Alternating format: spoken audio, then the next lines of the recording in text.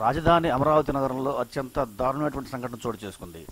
4 రోజుల క్రితం ఓ ఇంజనీరింగ్ విద్యార్థిని స్నేహం పేరుతో లాడ్జీ తీసుకొచ్చినటువంటి ప్రియుడు ఆమెపై అత్యాచారం చేయడమే కాకుండా తన స్నేహితులతో కూడా సామూహిక అత్యాచారం చేయించి పైశాచికినటువంటి ఆనందాన్ని పొందాడు. ఈ ఘటన కొద్దిగా ఆలస్యంగా వెలుగులోకి వచ్చింది.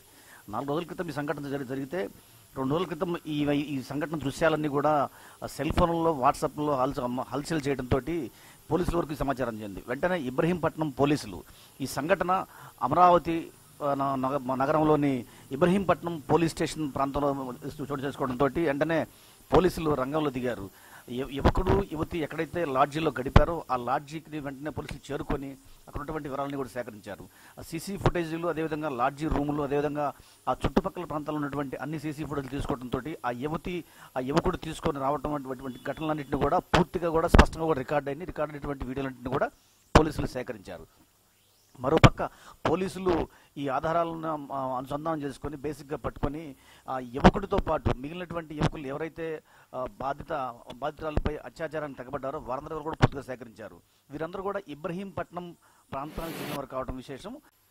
లాడ్జీకి యువతిని తీసుకువచ్చిన సమయంలో ఆ యువకుడు ఏవైతే ఆ లాడ్జీ రికార్డుల్లో తమ పేర్లను నమోదు చేశాడో ఆ నమోదు చేసినటువంటి పేర్లు, వివరాలు, అదేవిధంగా వాటి సెల్ ఫోన్ నెంబర్ల ఆధారంగా పోలీసులు వెంటనే ఆ 3 నిందితులు కూడా గుర్తించారు.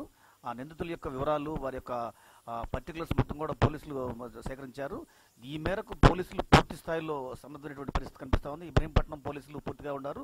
బాధితురాలు ఫిర్యాదు చేస్తే కనుక ఖచ్చితంగా చర్యలు తీసుకుంటా ఉంటున్నారు. సామూహిక అత్యాచారం జరుగుతున్న సమాచారం అందింది, కానీ గవర్నమెంట్ మాకు ఎటువంటి ఫిర్యాదు అందలేదు. అయినా లాడ్జీ యజమాని, నన్ను పనిచేసే సిబ్బంది కూడా తీసుకొచ్చి విచారించడం జరుగుతుంది. ఎవరైనా సరే సంబంధించి ధైర్యంగా కంప్లైంట్ చేస్తే కనుక దాని మీద ఇమీడియట్లీ కేసు కట్టి ఎవరైతే దీంట్లో దిక్కులు వాళ్ళందరూ కూడా అరెస్ట్ చేయడం జరుగుతుంది. ధైర్యంతో మీరు చెప్పడం జరుగుతుంది.